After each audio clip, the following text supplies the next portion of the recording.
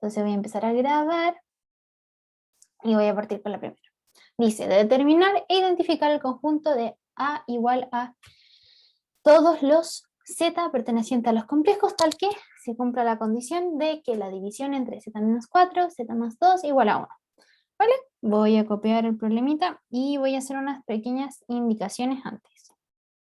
Entonces, para que entendamos mejor el asunto, nos están diciendo, Z pertenece a los complejos. ¿Qué significa que Z pertenezca a los complejos? Supongamos nosotros que Z, por ejemplo, es de una forma genérica A más BI. ¿Qué significa que, bueno, cualquier número que pertenezca a los complejos va a tener una parte real y una parte imaginaria, ¿cierto? Van a ser coeficientes que multipliquen a I y la otra partecita. Y el tema es el siguiente. Puede haber varios tipos de Z, ¿cierto? Supongan ustedes que A es igual a 0. Entonces Z va a ser un número de la forma BI. Y eso significa que sencillamente no tiene parte real. ¿Ok? Al contrario, si nosotros tenemos un Z con B igual a 0, tendríamos que Z es igual a A.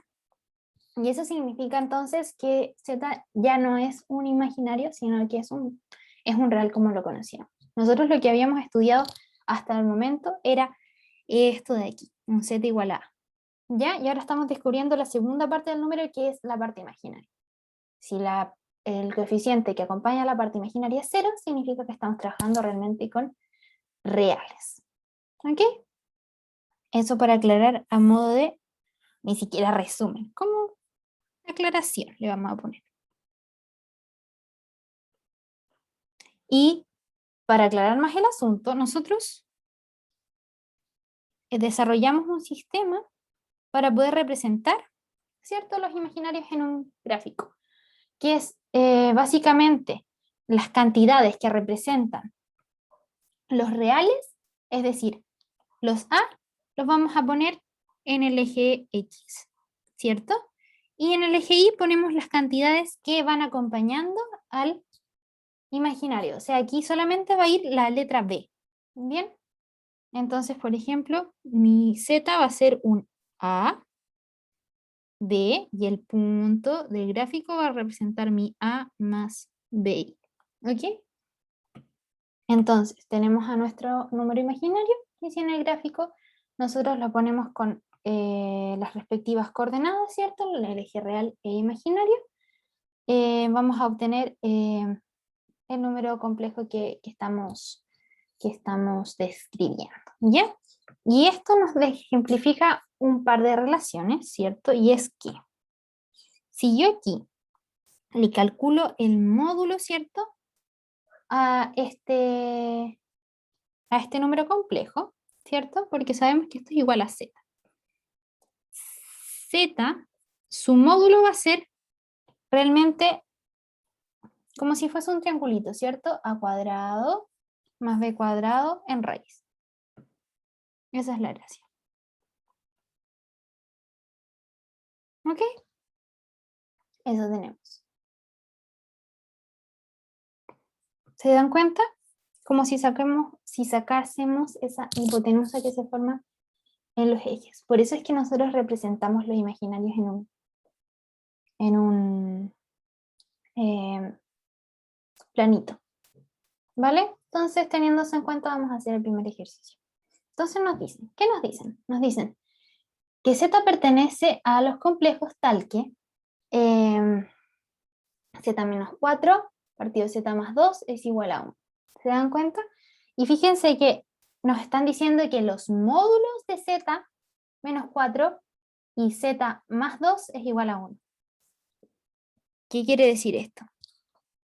Bueno, fíjense que a Z nosotros sabemos que es de la forma A más BI, ¿cierto?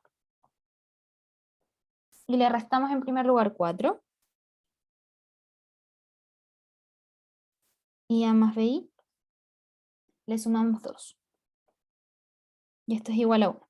¿Por qué se los escribo así? Para que se den cuenta que cuando yo estoy sumando o restando números, aquí yo estoy restándole a la parte real solamente. ¿Por qué? Porque para que yo le restase algo al número, a la parte imaginaria, por ejemplo, yo tendría que tener algo así como z menos, no sé, 3i. ¿Se dan cuenta? Porque yo no puedo restar o sumar peras con manzanas. Yo, si a mí me están restando reales, yo lo resto a la parte real. Si yo estoy restando, sumando imaginarios, lo resto a la parte imaginaria. ¿Se dan cuenta?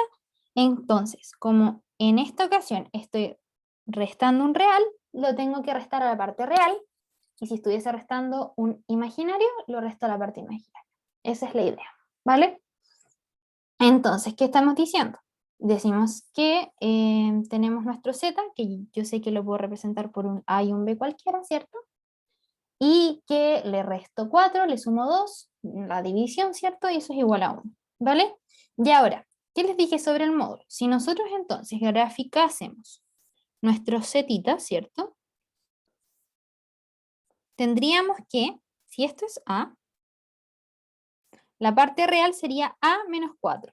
Entonces, por ejemplo, a menos 4 estaría por aquí, ¿vale? B. Y A más 2 estaría por acá, A más 2. Entonces vamos a seleccionar nuestros puntitos. El primero es S, el segundo va a ser S. Entonces nosotros aquí tenemos dos números complejos, ¿se dan cuenta?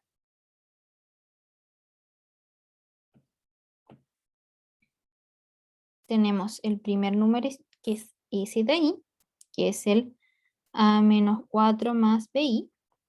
Y el segundo, el A más 2 más BI. ¿Ok? Y entonces nos dicen que la división de sus módulos es igual a 1. Entonces, como yo les dije que el módulo era en realidad la hipotenusa, vamos a calcular las hipotenusas de cada uno. Entonces tendríamos, se fijan que la hipotenusa aquí sería a menos 4 al cuadrado más b al cuadrado en raíz. ¿Vale? Partido al cuadrado, perdón, a más 2 al cuadrado más b al cuadrado. Estoy sacando ese triangulito, esa hipotenusa. Y eso es igual a 1. Vale. Entonces, estos son dos números positivos que puedo pasar multiplicando. Me quedaría entonces que la raíz de a menos 4 al cuadrado más b cuadrado es igual a la raíz de a más 2 al cuadrado más b al cuadrado. Yo puedo elevar todo esto al cuadrado para sacar las raíces, ¿cierto? Entonces elevo al cuadrado y me quedaría ¿qué cosa? Me quedaría a cuadrado menos 8a más 16 más b cuadrado es igual a cuadrado más 4a más 4 más b cuadrado. Se me fueron los b cuadrado, ¿cierto? Y tenemos entonces que, se me van los a cuadrado también. Y tenemos entonces que, fíjense, 12 es igual a 12a. Y por tanto, a es igual a 1. ¿Qué quiere decir eso entonces? Vamos para arriba, nos preguntan. Determinar e identificar el conjunto A de los complejos que de los complejos que cumplen la regla de que pusieron ahí. Nosotros dijimos que para que se cumpla esa regla, entonces A tiene que ser igual a 1. Eso quiere decir que para que Z pertenezca a A, ¿cierto? La parte real de Z,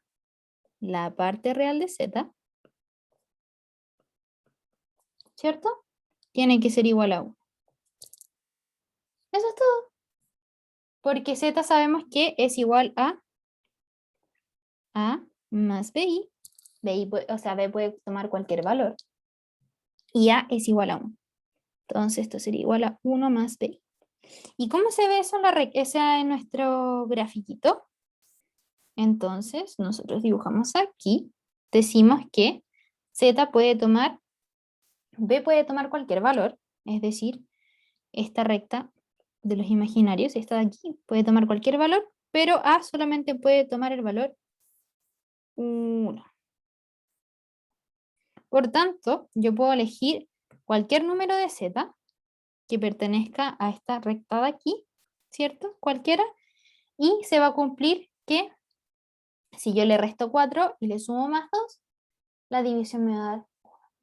Eso sería, chicos.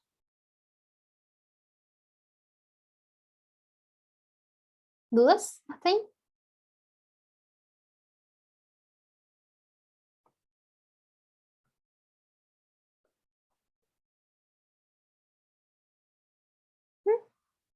Ya. Eso con la primera. ¿Ya? Es súper útil que ustedes dibujen los numeritos complejos con estas coordenadas, ¿ya? Para poder entender un poco mejor como cuando sacamos los módulos, acordarse si es que no se acuerdan de la fórmula, ese tipo de cositas, ¿ya? Entonces, voy a hacer la 2, que también es de complejos.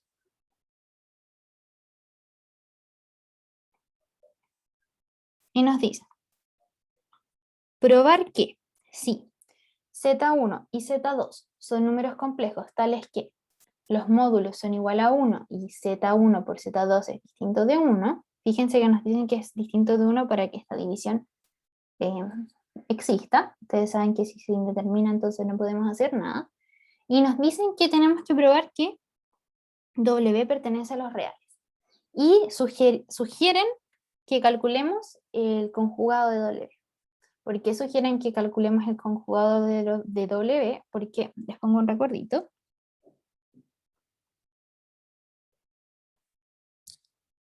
Entonces, sabemos que Z es igual a A más BI, ¿cierto?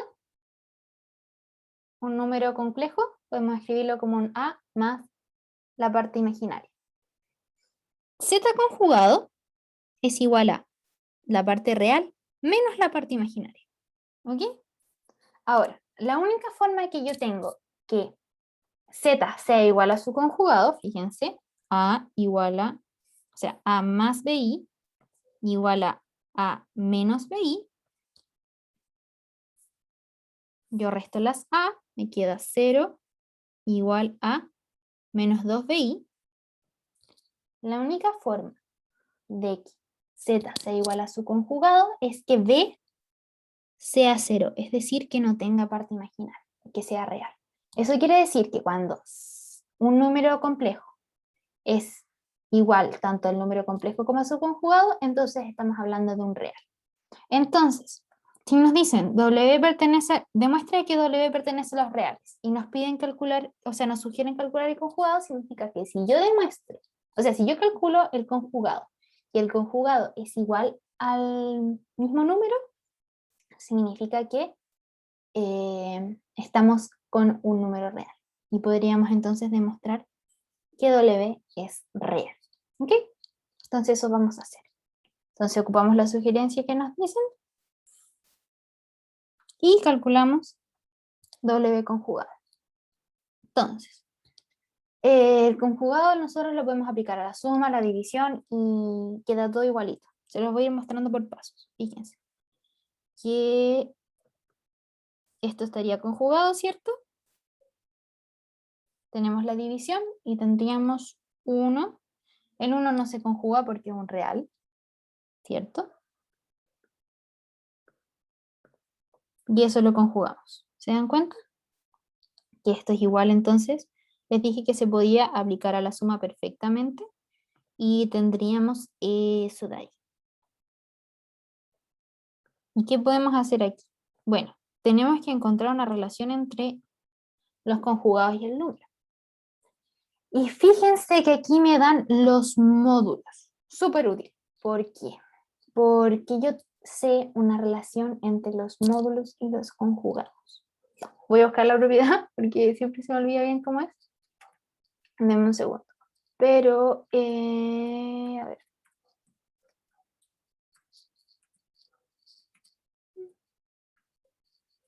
Estoy buscando mi compu, pero un poquitito.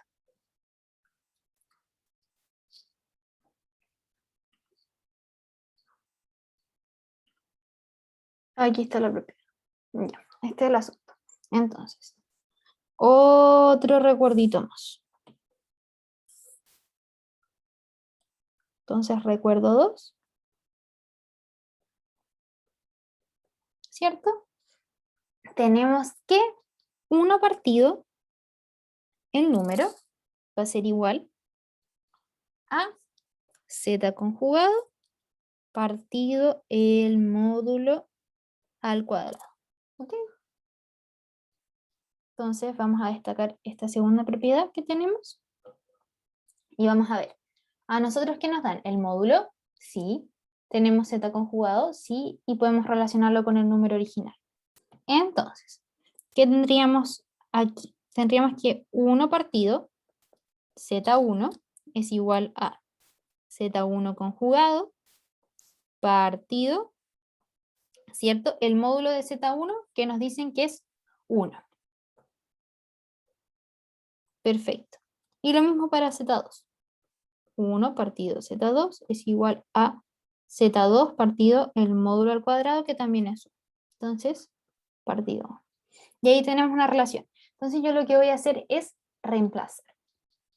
Acuérdense que yo quería pasar del conjugado al número original porque yo tengo que demostrar que W conjugado es igual a W para demostrar que entonces W es un real.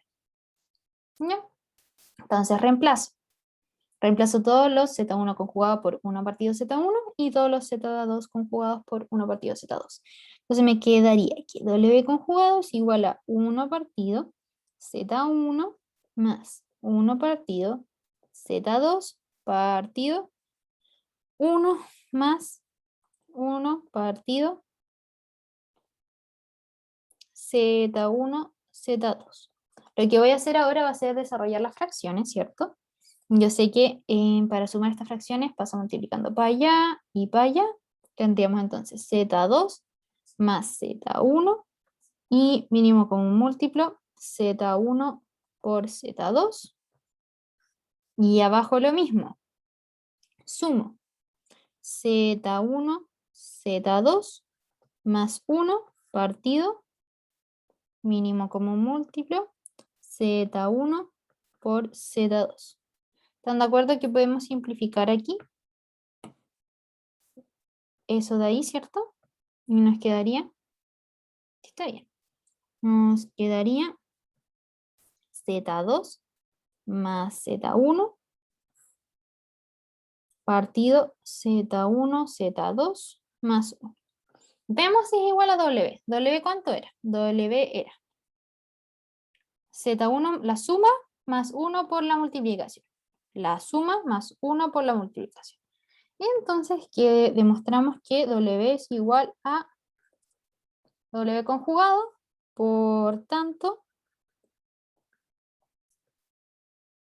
W pertenece a los reales. Eso. ¿Dudas, chicos? ¿Se perdieron en algún lado?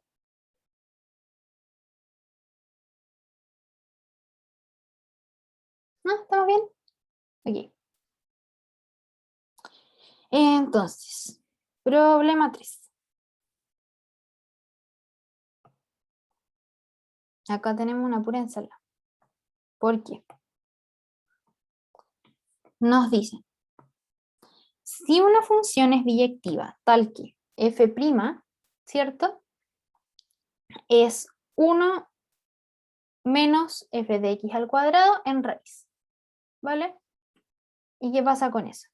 Pasa que determine si es posible f menos 1' en un cuarto, sabiendo que f de 1 es igual a un cuarto. Ordenemos la información. ¿Qué nos están pidiendo? F a la menos 1'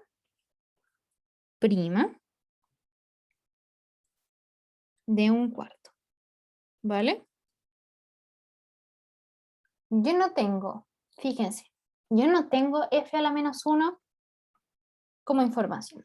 Yo tengo f evaluada en un punto, tengo f', pero no tengo la función ni tengo la función explícita f de x como para invertirla, ¿cierto? Ni me dan f a la menos 1. Pero ¿qué puedo hacer yo? Yo tengo el teorema de la función inversa. Y ese teoremita lo voy a buscar al tiro. A esta altura del semestre no me acuerdo de todos los teoremas que tienen que saberse, por eso los busco. Ya, ahora sí. Ya, el teorema dice lo siguiente. Para yo calcular, ¿cierto? F, la función inversa, derivada, ¿cierto? No es necesario que yo tenga la función explícita, sino que por álgebra debieron haber demostrado que esto es igual al equivalente a 1 partido, ¿cierto? F de x. De la función inversa, ¿ya? Y esto es la evaluación de la f, ¿vale?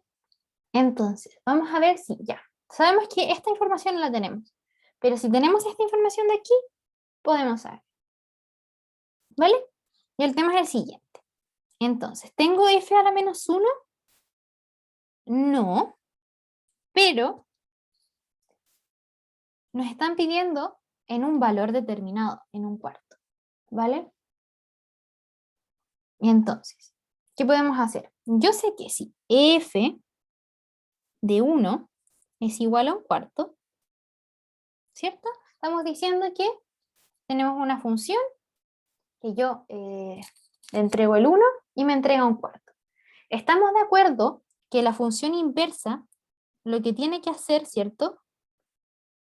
Es tomar el resultado y transformarlo en 1. Eso es lo que es una función inversa, ¿cierto? Si yo sí, ¿cierto? Ya, gracias por el dedito.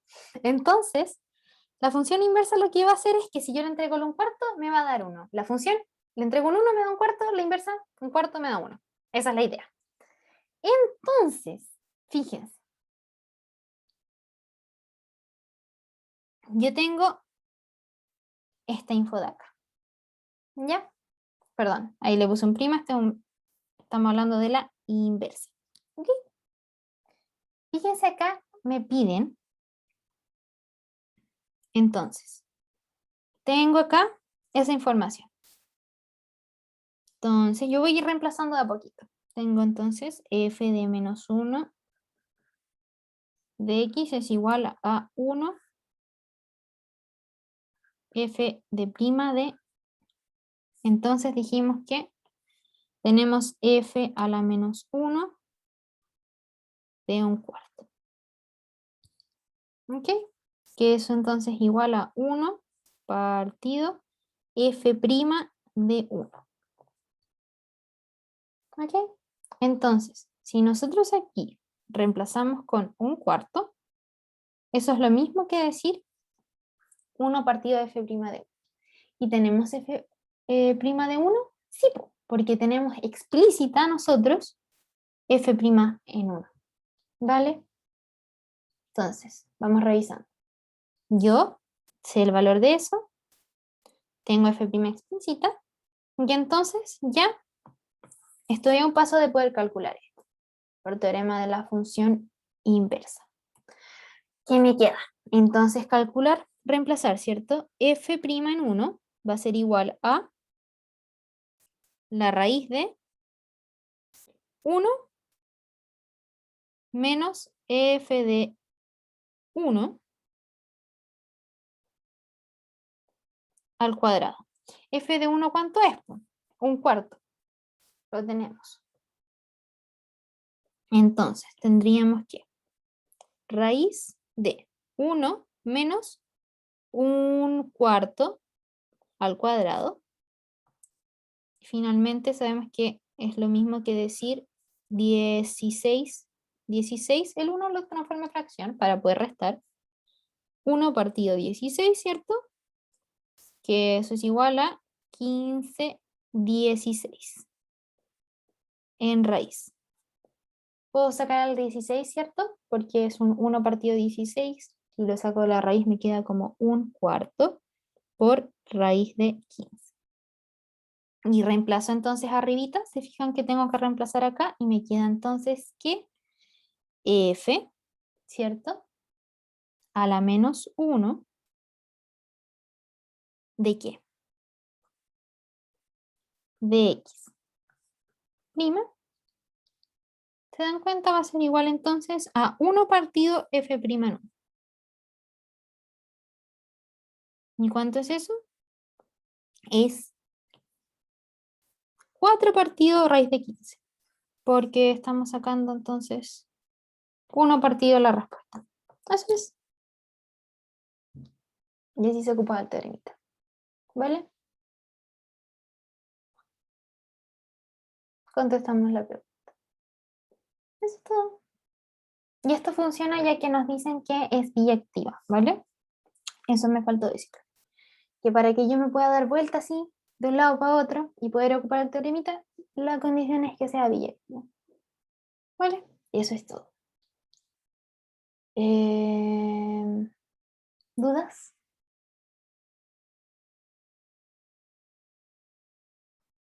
¿No? No. Y por último, problemita 4. Entonces, lo que les comentaba del asteroide. Bueno, realmente el tema del asteroide se los voy a dibujar como para que empiecen a conocerlo. Una cuestión muy bonita. Y es que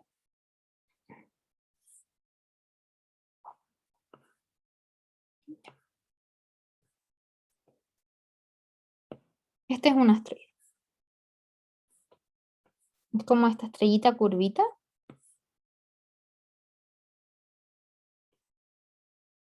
Y la gracia es que nosotros lo podemos expresar matemáticamente con los x y los y elevado a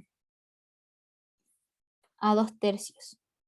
Es como si hubiese dado, no sé si se fijan, ¿cierto que x cuadrado más y cuadrado igual a cuadrado es un círculo? Esto es como si hubiese dado vuelta a los pedazos del círculo y los hubiese redistribuido. Y se forma una estrellita. Eso es, chicos. Esto es lo que estamos entonces diciendo. ¿Qué nos dice el ejercicio? Uy, cómo me quedo toda simétrica. Ya. ¿Qué les decía yo? Les decía que ya, ese es un asteroide, un poco más simétrico tiene que ser. Por ahí. Ya. Y nos dicen que con A mayor a 0, el segmento tangente comprendido entre los ejes coordenadas tiene magnitud constante igual a. Ya. Desglosemos un poco el asunto. Nos piden segmento tangente comprendido entre los ejes de las coordenadas. ¿Ok? Entonces yo sé que va a ser una serie de puntitos, ¿cierto? Que van a ser tangentes, ¿ya? A este asteroide. Y comprendido entre los ejes de las coordenadas, ¿ya? O sea que vamos a buscar un puntito, por lo menos por ahora, que no esté en los ejes coordenados, sino que entre medio de ellos, ¿ya? Y ya sabemos que nosotros sacamos la tangente con la deriva. Y que en realidad el segmento tangente va a ser y', ¿cierto? Y'. Esto va a ser la pendiente de el segmento tangente. Ahora bien, ¿cuál es el problema? Yo aquí no tengo y despejada, ¿cierto? Para poder decir, esto es y' porque tengo y despejada y solo derivo. ¿Se dan cuenta? Porque nosotros sabemos que y depende de x y que nosotros podemos tener de alguna forma que no conocemos las y despejadas en función de x, ¿ok? Pero fíjense que con reglar la cadena podemos lograr que aparezca este y', ¿ok? Entonces, lo que voy a hacer es lo siguiente. Tengo esta expresión de acá.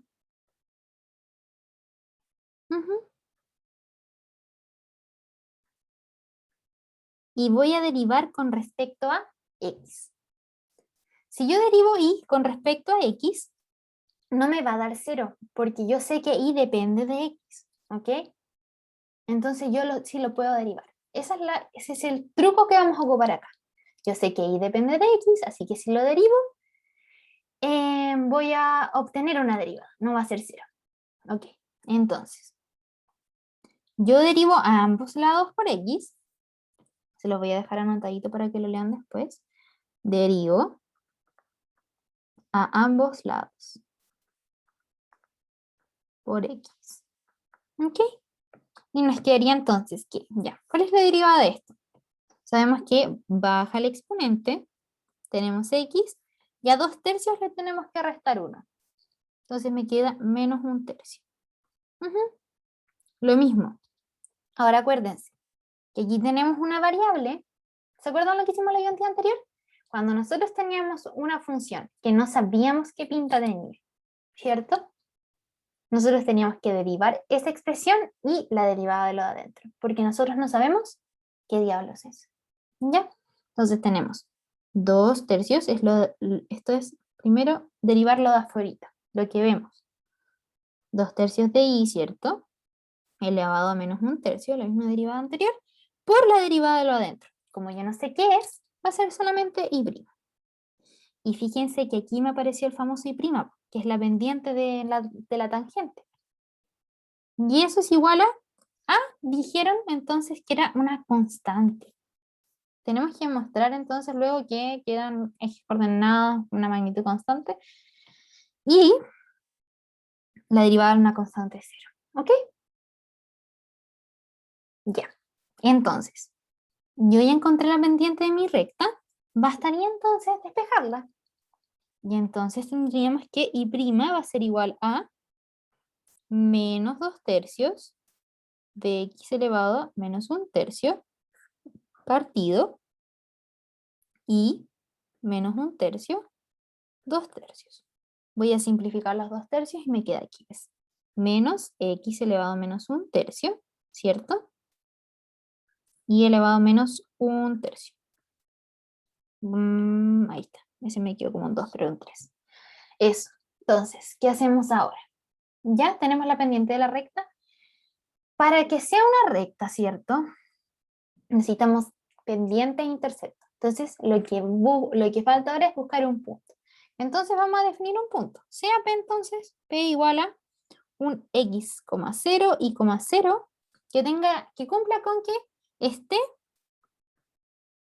entre los ejes coordenados.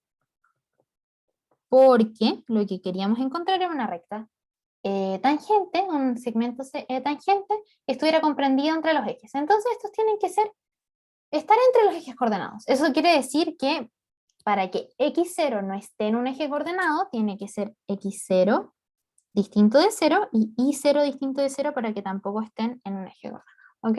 Entonces estos son un punto, ¿cierto? Un punto con valores constantes y0, x0, que pertenecen a esta recta, ¿cierto? Yo no sé cuáles son, pero son constantes. ¿Vale? Y entonces decimos que y', ¿cierto? Por x menos x0 es igual a y menos y0. ¿Ok? Reemplazamos. Y fíjense que aquí yo puedo decir que... Bueno, vamos a ir resolviendo. Tendríamos entonces que para y' en x0, y0, ¿cierto? Esa pendiente va a ser menos x0 elevado a 1/3 y 0 elevado a menos 1/3, ¿cierto? Porque estamos reemplazando en el puntito. ¿Se acuerdan que lo hacíamos otras veces? Cuando encontrábamos la derivada, reemplazábamos en el puntito. Bien, eso estoy haciendo ahora. Entonces, lo que vamos a hacer ahora entonces va a ser multiplicar.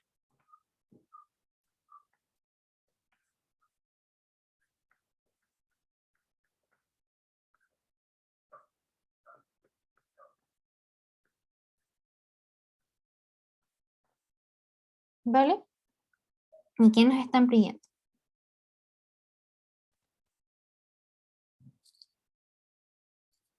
Entonces, voy a desarrollar un poco la expresión, ¿cierto? Y me queda x por, ¿cierto?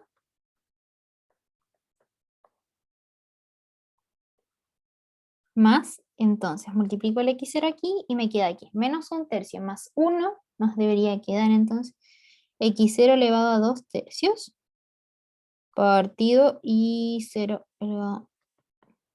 Ujú. Me queda entonces, voy a pasar ese y0 sumando, me quedaría entonces más y0. ¿Ok?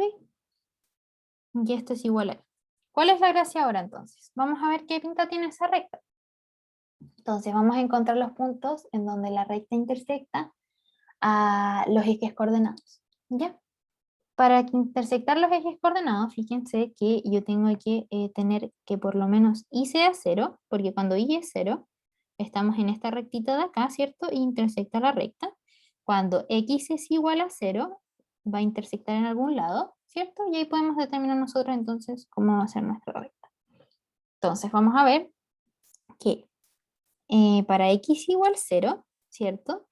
A mí se me va esa expresión y me va a quedar x0, 2/3 partido y 0 menos 1/3 más y0 igual a y. ¿Vale?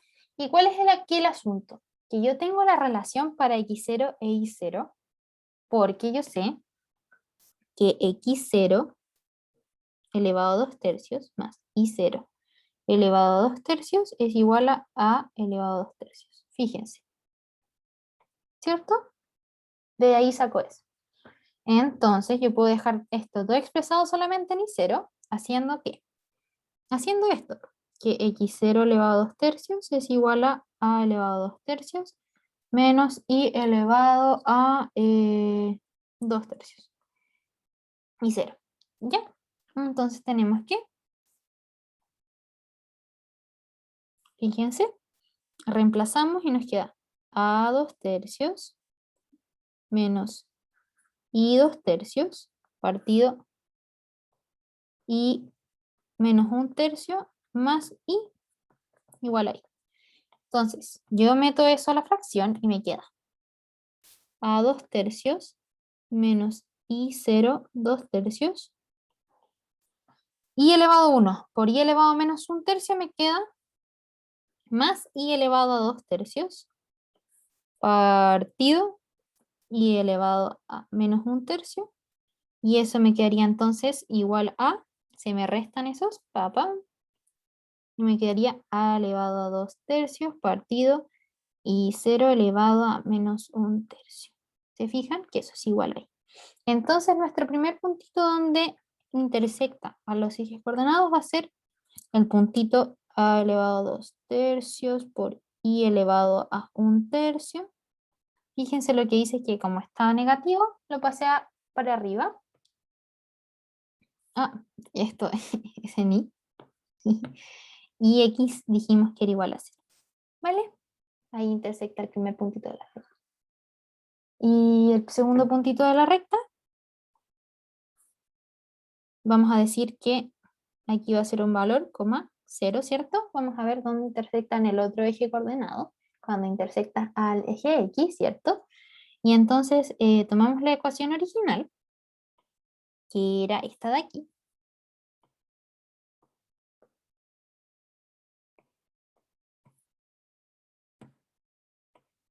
Ujú. Y decimos, bueno, ahora y va a ser igual a 0. ¿Y qué tenemos? Tenemos que, bueno, ahora si antes nosotros reemplazamos con x0, ahora podemos reemplazar con igual a 0. Entonces, vamos a ver. Primero, lo que voy a hacer va a ser reemplazar estos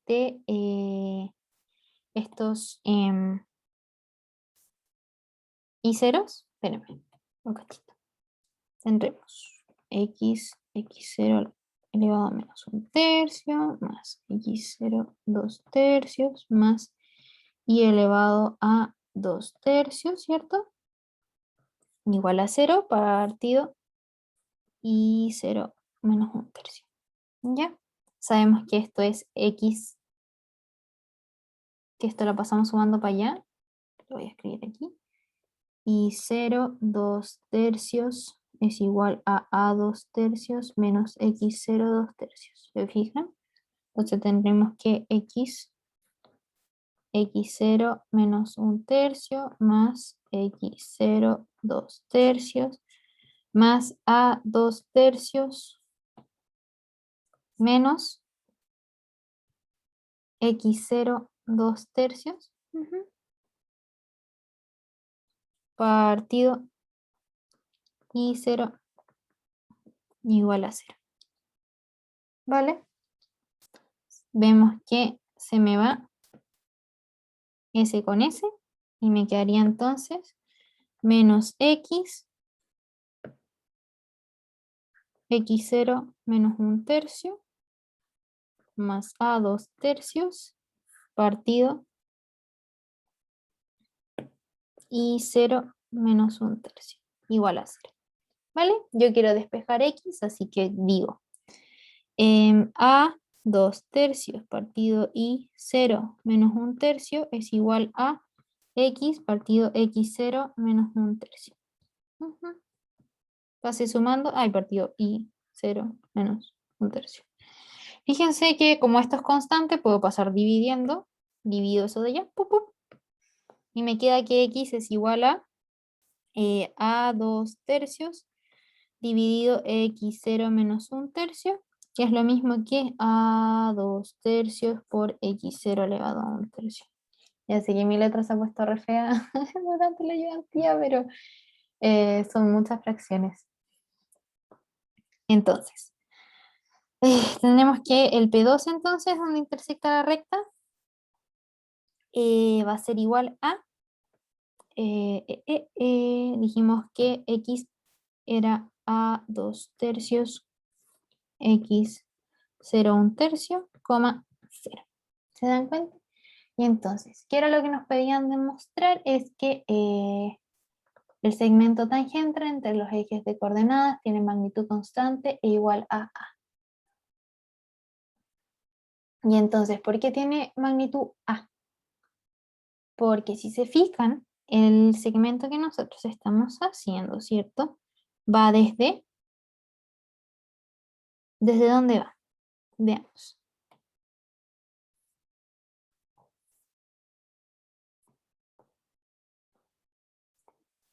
Este era el primer puntito. Nos dice que va desde x igual a 0. Le digo,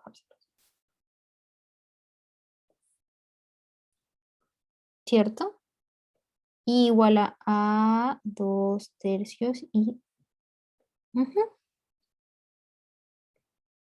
hasta a 2/3 y 0 1/3. Y entonces, ¿cuánto mide ese segmentito? Lo calculamos. A elevado a 2/3 elevado a 2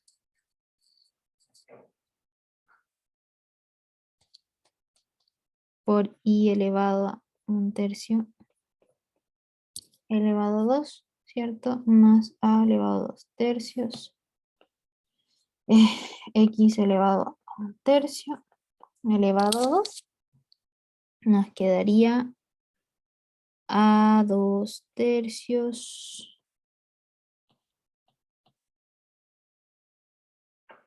Bueno, de ahí tengo que sacarle la.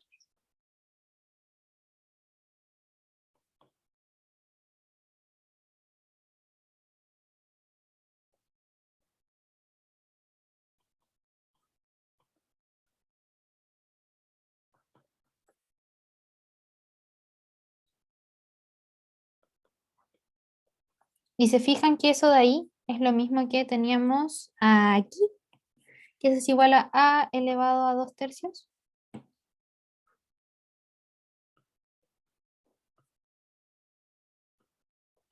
Y por lo mismo es que nos queda entonces dependiendo solo de A. ¿Se dan cuenta?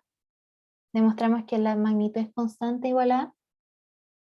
Eso es todo. Eso, chicos.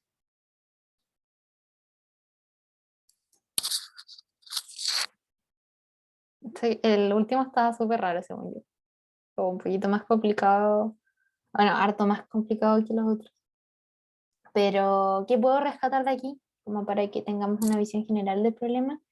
Es que quedándonos mucho más allá del tema de que es constante y que demostrar y que todo el asunto, que probablemente no los hagan demostrar en el certamen, ¿cierto?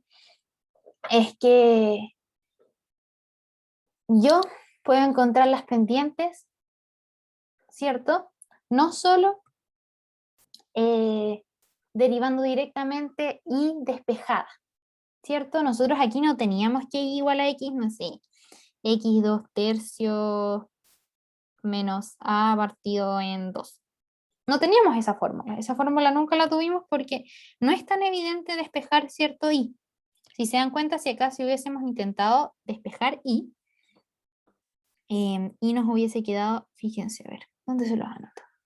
Y elevado a 2 tercios y es igual a 2 tercios menos x2 tercios, y esto lo hubiese tenido que elevar a 3 y me quedaría y elevado a 2 en, ¿cierto? Elevado a 3 y luego en raíz, y me hubiese quedado esa expresión, y yo cómo derivo esa expresión. ¿Se dan cuenta? Si yo hubiese dejado explícita ahí, hubiese sido una ensalada. Pero la ventaja tenemos es que el cálculo nos permite, aunque no sepamos y, calcular y prima, es teniendo y sabiendo bien las relaciones que existen entre las variables. Yo aquí sabía que y dependía de x, así que si yo derivaba aquí esta expresión completa, yo podía derivar perfectamente, recordando que yo derivo la variable y, ¿cierto? Normalmente, y tengo que derivar lo de adentro, que sería este y', respetando la regla. Eso les recomiendo que se queden, chicos. Y esto, terminamos. No sé si quieren decir algo. A ver, ¿no?